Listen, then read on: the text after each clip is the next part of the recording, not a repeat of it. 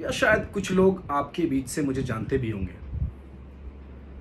तो जो नहीं जानते हैं उनके लिए भी और जो जानते हैं उनके लिए भी मैं अपने आप को इंट्रोड्यूस करना चाहता हूँ। मेरा नाम है मुर्तज़ा और मैं रहने वाला हूँ गांव कोनी, टोला शेखपुरा, टंडवा थाना, औरंगाबाद डिस्ट्रिक्ट, बिहार स्टेट के। ठीक है।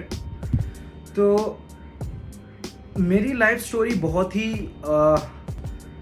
सिंपल है और बहुत ही छोटी सी है कि शेखपुरा से ज़िंदगी मेरी स्टार्ट हुई और बचपन में हम सब के साथ हम सब मदरसा गए और कुछ दिनों के बाद सभी को स्कूल की ज़रूरत पड़ती है।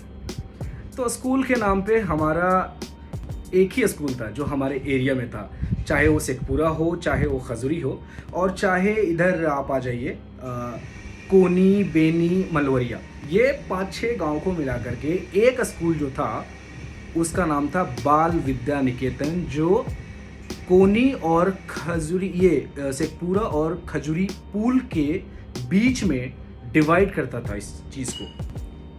तो हम लोग भी वहाँ पे बस एक सीमेंट का कट्टा लिया, उसको लेकर के हम भी पहुँच गए सबके साथ। ठीक है। पर असल में क्या वही पढ़ाई है? नहीं, असल में वो पढ़ाई नहीं था। जब हमें ये मालूम चला कि असल में वो पढ़ाई नहीं है जो मुझे या फिर एक ऐसे बाप के बेटे को अपना फ्यूचर बनाने में हेल्प करेगा जो एक अच्छे मुकाम पे हो, तो मुझे मेरे पापा जी ने वहाँ से डायरेक्टली 2001 में उठाया और उठा करके मुझे डेहरी में एक स्कूल है जिसका नाम है जेम्स इंग्लिश स्कूल, मतलब वो मिशनरी सोसाइटी है, उसका पूरा नाम है गोस्पेल इकोइन मिशनरी सोसाइटी। वो इतना बड़ा क्रिश्चियन स्कूल है जहाँ पे आपको सीबीएसई बोर्ड से नहीं, आपको आईसीएसई बोर्ड से एजुकेशन मिलता है। ठीक है। मेरा एजुकेशन वहाँ पे कंप्लीट हुआ बिकॉज ऑफ माई फादर। उनके पास पैसे थे। ठीक है। उनके पास थोड़ा सा एक रेफरेंस भी काम आया जिसके वजह से उनको मालूम चला कि हाँ भाई वहाँ पे स्कूल है जहाँ पे आप अपने बच्चे को पढ़ाइएगा तो शायद उसका भविष्य जो है ना, वो भविष्य में जो अपना एक ड्रीम को चेस कर रहा है, उस ड्रीम को चेस करने के लिए ये स्कूल उसको हेल्प करेगा। ओके, ठीक है। मैंने वहाँ से पढ़ाई किया। उसके बाद 2009 में because of some certain reason मेरे पापा जी का देहांत हो गया, मृत्यु। उसके बाद 2009 में एनी हाउ मेरा बैक सपोर्ट था, पापा जी ने बहुत कुछ किया था। बिकॉज ऑफ दैट मैं दिल्ली में आया और दिल्ली में आकर के अपना हायर स्कूलिंग कंप्लीट किया। हायर स्कूलिंग कंप्लीट करने के बाद मैं अपने आप को ज़्यादा टाइम एजुकेशन फील्ड में नहीं देना चाहता था, क्योंकि मुझे मालूम था मेरे डैड नहीं है अभी, तो अभी जो भी है जितना जल्दी हो सके मुझे अपने मुकाम को हासिल करना है, उससे पहले कि कोई मुझे उंगली करना शुरू कर दे कि हाँ भाई क्या कर रहे हो। मैंने स्कूलिंग अपना कंप्लीट किया। उसके बाद मैं तमिलनाडु कोयम्बटूर से, वहाँ पे एक कॉलेज है, कॉलेज नहीं बहुत ही बड़ा यूनिवर्सिटी है जिसका नाम है वर्तियार यूनिवर्सिटी।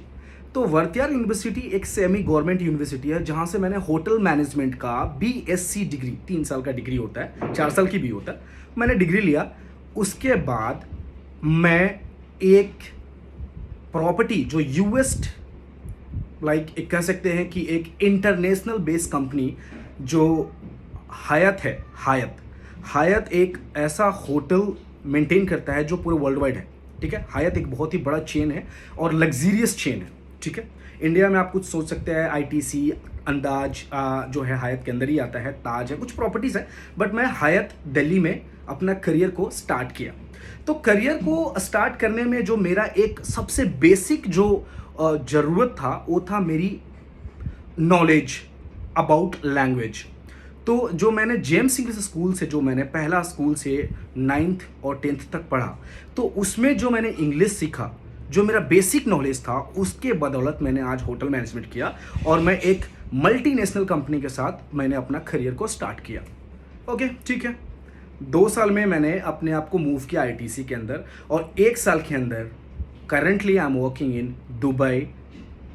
अगर प्रॉपर्टी का पूरा नाम लिया जाए तो Park Hyatt Dubai, in revenue as a revenue executive. तो रेवेन्यू एक ऐसा चीज़ है जो एक अकाउंटेंट समझ सकते हैं, अकाउंटेंट जो बैंक के अंदर होता है ना, उसी के जैसा रेवेन्यू है। तो मैं वहाँ से निकल के यहाँ आया इसलिए क्योंकि मेरे पापा के पास पैसे थे और उनके पास एक वर्ल्ड वाइड नॉलेज था जिस चीज़ के अंदर वो घुस करके अपने बेटे के लिए करियर को पुश किया। 20 साल के आसपास हो गए मुझे छोड़े हुए खजूरी को और शेखपुरा को। वैसे मैं जाता रहता हूँ पर छोड़े हुए 20 साल हो गए। 20 साल में जो गवर्नमेंट है, गवर्नमेंट हम क्यों चुनते हैं? गवर्नमेंट हम इसलिए चुनते हैं कि हर कोई फाइनेंशियली स्ट्रांग नहीं होता है, तो जो गवर्नमेंट है वो एक टेक केयर होता है उसके लिए जो नीड में है, जिसकी ज़रूरत है चीज़ों को, ठीक है, लाइक बेसिक चीज़ जो अपने लाइफ के लिए वो इस्तेमाल कर सके। तो गवर्नमेंट के नाम पे 20 साल में जो मुझे आज तक दिखा है अपने गांव के अंदर, चाहे आप 7-8 गांव ले लीजिए, टंडवा से और खजूरी के अंदर तक, जो बिहार स्टेट में आता है। I am not talking about some state which is coming in राजधानी Jharkhand, I am only talking about Bihar, ठीक है। बिहार में जितने भी गांव हैं मेरे नियर अबाउट, वहां पे सरकार के नाम पे 20 साल में मैंने जो मेन चीज देखा है वो है सिर्फ राशन और किरासन। मतलब लोगों को कुछ नहीं चाहिए, वो उतना ही में सोच है, सिर्फ राशन टाइम पे मिल जाए और किरासन तेल टाइम पे मिल जाए। अभी नियर अबाउट 1-2-3 ईयर्स, अभी 2020 के नज़दीक में मैंने कुछ चीज़ें देखे, लाइक कुछ गलियां बन चुकी है, वाटर टैप्स गांव में दे दिए गए हैं और लाइट का 2 फेस खींच दिया गया है। क्या यही डेवलपमेंट है? अगर आपको लगता है कि यही डेवलपमेंट है तो फिर तो इस बात को यहीं पे ख़त्म करते हैं। अगर ये डेवलपमेंट नहीं है तो ट्रस्ट मी, मुझे इस सरकार से बहुत सवाल है, ठीक है। आज मैं अपने मुकाम पे हूँ, मैं जो चाहूँगा अपने फैमिली के लिए, अपने लिए मैं कर सकता हूँ। मेरी सैलरी इतनी है कि मैं अपनी बेटी, अपने माँ, अपने भाई, अपने बहन, अपने लिए मैं जो चाहूँ वो मैं ख़रीद सकता हूँ, जैसा चाहूँ वैसे जी सकता हूँ, ठीक है। क्या गवर्नमेंट ने कभी भी उन स्टूडेंट्स को पुश किया जो स्टूडेंट्स वहाँ से निकलना चाहते थे? मेरे दोस्त जो मेरे बैच में थे, जो बाल विद्या निकेतन के अंदर पढ़ते थे, उन लोगों ने स्ट्रगल खूब किया। वो मेरे से भी बहुत अच्छे पढ़ने में थे, बट वो आज वहीं के वहीं हैं। क्यों? क्योंकि उनको सपोर्ट नहीं मिला। हर किसी का फादर फाइनेंशियली सपोर्ट नहीं कर पाता है बिकॉज उसके पास होता नहीं है। ऐसा नहीं कि करना नहीं चाहता, होता नहीं है। तो हम नहीं होते हैं कि वो हर चीज़ में अपने आप को पुश कर सके जिससे बेटे का करियर या फिर बेटी का करियर बन सके, ठीक है। लेकिन हर माँ बाप चाहते हैं कि उनके बच्चे का करियर बने। मुझे ये बताइए कि गवर्नमेंट के नाम पे आगे कुछ होना भी चाहिए या नहीं? अगर हम एक प्रधान को लेते हैं या मुखिया को लेते हैं, उसके अंदर में मुझे एग्जैक्टली मतलब कंप्लीट नॉलेज नहीं है कि उसके अंदर में कितने गांव होते हैं, but if you talk about money, उसको इतना मनी मिलता है कि अगर वो उस पैसे का 50 to 60% भी अगर एक सही रास्ते में इस्तेमाल करे तो वो उस गांव के लिए, उस गांव के भविष्य के लिए बहुत कुछ कर सकता है। मैं गलत हूं तो आप दोस्तों बता सकते हैं मेरे को, ठीक है। चाहे कोई भी मुखिया हो, चाहे कोई भी वार्ड सदस्य हो, चाहे कुछ भी हो, ये जितने भी लोग हैं इन्होंने सिर्फ सोचा है तो सिर्फ अपने बारे में सोचा है। क्या ये मेडिकल लाइन में कुछ कर नहीं सकते थे?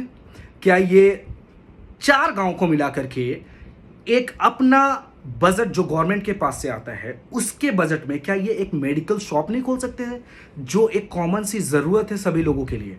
जो एक दवा में आपको मालूम है कि एक दवा 10 रुपए का होता है तो एक मेडिकल शॉप पे वो 20 या 30 रुपए का मिलता है, मतलब 200 एक्स्ट्रा परसेंटेज लगा लो उसमें, और उसको लेना ही है आपको क्योंकि आप उसको इग्नोर नहीं कर सकते। तो गवर्नमेंट क्या फ़ायदा जब वो आपके ज़रूरत के लिए ही काम ना है। आप टैक्स हर चीज़ पे करते हैं, एक चिप्स भी लेते हैं उस पर भी आप टैक्स कंपोनेंट पे करते हैं। तो वो पैसा क्या सिर्फ आपके राशन और किरासन के लिए इस्तेमाल होना चाहिए? क्या एक स्पोर्ट्स कॉम्प्लेक्स नहीं बन सकता है? क्या एक फिटनेस सेंटर नहीं बन सकता है अपने बच्चों के लिए जो अपने करियर को एक स्पोर्ट्स लाइन में लेके जाना चाहते हैं? क्या स्कूल का हालात ठीक नहीं हो सकता है? हाई स्कूल जो एक टंडवा में मैंने देखा है, थाने के आगे में, थाना नहीं है मेरे ख्याल से, वो एक बस स्टैंड है उसके आगे में है। उस हाई स्कूल में आप जाओ तो आपको झाड़ियाँ ज़्यादा दिखेंगी और बच्चे कम दिखेंगे। क्या इसी चीज़ के लिए हमने गवर्नमेंट को इलेक्ट किया, हमने चूज़ किया? क्या यही है? क्या एक गवर्नमेंट का बंदा पब्लिक के लिए 3 महीना में हर 2-3 गांव को मिला करके एक मेडिकल कैंप नहीं लगवा सकता? दोस्तों, बहुत से सवाल है। और रही बात मेरी, तो मैं एक ऐसे मुकाम पे हूँ जहाँ पे मैं अपने लिए बहुत अच्छा तरीका से ज़िंदगी जी सकता हूँ, लेकिन खुद के लिए जीना ही ज़िंदगी नहीं है। दोस्तों, मेरी बात को समझिएगा, खुद के लिए ही जीना ज़िंदगी नहीं है। मेरे जैसे और भी होंगे 2-3 जो वहाँ से निकल गए, अपने करियर को बना लिया, इतना करियर को बना लिया कि शायद इंडिया में रहने की ज़रूरत ना पड़े, वो बाहर में भी अपना ज़िंदगी को असर बसर कर सकते हैं। लेकिन वो क्या फ़ायदा, ये हो गया सिर्फ सेल्फिशनेस। ठीक है, अगर आप एक रियल ह्यूमन हैं, एक इंसान हैं, तो आप सिर्फ अपने बारे में ना सोच करके आप एक अपने इन्वायरमेंट, अपने एरिया, अपने जहाँ पे बर्थ प्लेस है उसके बारे में ज़रूर सोचिएगा। दोस्तों, आप लोगों से मेरा हाथ जोड़ के निवेदन है कि इस चीज़ के लिए मैं यहाँ से, दुबई से, अपना A to Z चीज़ छोड़ करके मैं एक बेटर फ्यूचर के लिए अपने गांव वापस आ रहा हूँ। 23 तारीख को मैं यहाँ से निकलूँगा इंशाल्लाह। 24th 25th मैक्सिमम 24 तारीख को मेरे ख्याल से डेरी में मेरा कुछ रिलेटिव्स के घर पे स्टे होगा। 25 जुलाई को मैं अपने ग्राम कोनी टोला शेखपुरा में आ जाऊँगा। दोस्तों, इस चीज़ पे अगर हम अभी स्टैंड नहीं लिए तो जिस तरह से मेरे उम्र के बैच के जो लोग हैं उनका भविष्य दांव पे लग गया, उस तरह से आगे आने वाले पीढ़ियों का भविष्य दांव पे नहीं लगना चाहिए। दोस्तों, आप लोगों से मेरा हाथ जोड़ के निवेदन है कि अगर आप लोगों को मेरा पॉइंट ट्रस्टेड लगता है या फिर मेरा पॉइंट एक बेटर फ्यूचर दिखाता है, आप लोगों का पूरा सपोर्ट चाहिए, ताकि हम इस करप्ट सरकार, चाहे जिसके अंदर भी हो, मुझे सरकार से कोई शिकायत नहीं कि whether it's about BJP, whether it's about Congress, whether it's about आम आदमी party, whether it's about JDU, कोई भी हो, काम के लिए अगर हमने इलेक्ट किया है तो आपको उस काम में 110% आपको अपना एफर्ट्स देना है।